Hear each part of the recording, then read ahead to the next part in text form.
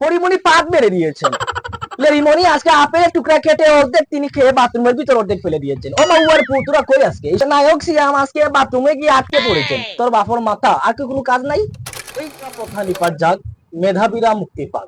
প্রিয় দর্শক, আমি যে স্লোগান দিয়ে আজকে ভিডিওটি শুরু করছি, আপনারা জানেন বর্তমানে বাংলাদেশের আনাচে কানাচে বিশেষ করে দাবিতে ছাত্রছাত্রীরা তাদের অধিকার আদায় করার জন্য নিজেকে বিসর্জন করে দিচ্ছে, নিজের শরীর থেকে একের পর এক রক্ত জড়িয়ে দিচ্ছে, তবুও তাদের উপর লকআপ লাগানো হচ্ছে, তারা নাকি রাজাকার। এজন্য আজকে মারজুক রাসেল ভাই একটা কথা বলেছেন, যদিও মাঝে মধ্যে তিনি অশ্লীল কিছু বাক্য উচ্চারণ করেন, কিন্তু আজকে এই কথাটা কিন্তু কাজে লাগছে। এরকম কথা মাঝে মধ্যে কাজে লাগাবেন।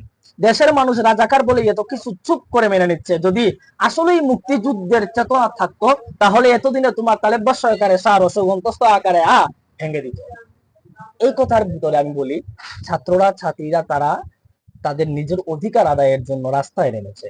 আপনি আপনার কি বলে আপনার এই পোষা কুকুরগুলো দিয়ে, মানুষরূপী কুকুরগুলো দিয়ে এই যে নির্যাতিত করতেছেন, মানে এটার হিসাব হবে ইনশাল্লাহ, এটার হিসাব হবে। আরেকটা কথা বলতে চাই, এখানে আমার নারীবাদীদের কিনে কিছু প্রশ্ন। নারীবাদীরা আজকে কোথায়? এই যে রাস্তার মধ্যখানে পোলাপান ধইরা এই যে মানে বেহায়ের মতো পিটাচ্ছে, নারীবাদীরা কোথায়? এই জাতীয় চ্যানেল গুলো কোথায়? এই যে বাংলাদেশের যে বড় বড় ধরনের যে চ্যানেল গুলো রয়েছে, পরিমণি পাত মেরে দিয়েছেন।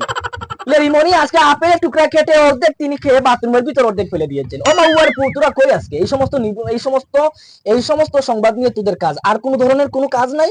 সে নায়ক সিয়াম আজকে বাথরুমে গিয়ে আটকে পড়েছেন। তোর বাপর মাথা আর কি কোনো কাজ নাই?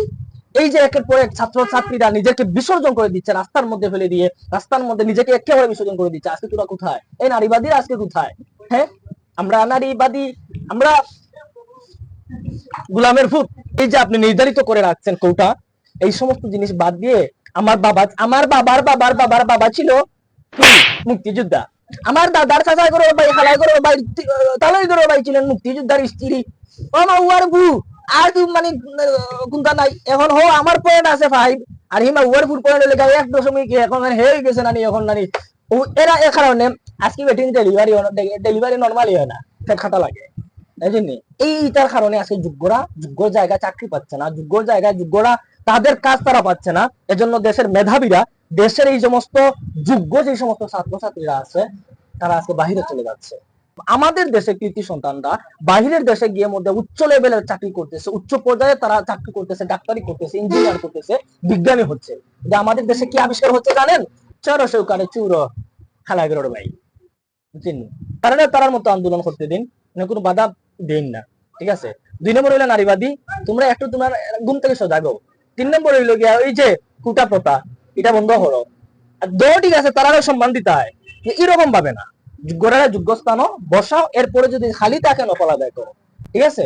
এরপরে জাতীয় চ্যানেল গুলো একটু ঘুম ভাঙ্গো ভাই, একটু ঘুম ভাঙ্গো, তাদেরকে একটু এই নিউজ গুলো তুলে ধরো, বিশ্ব দরবারে তুলে ধরো, যাতে বাংলাদেশে এই সমস্ত দুর্নীতি, বাংলাদেশে একের পর এই যে মানে কি বলে অবমানবিকতা, এটা বন্ধ করুন।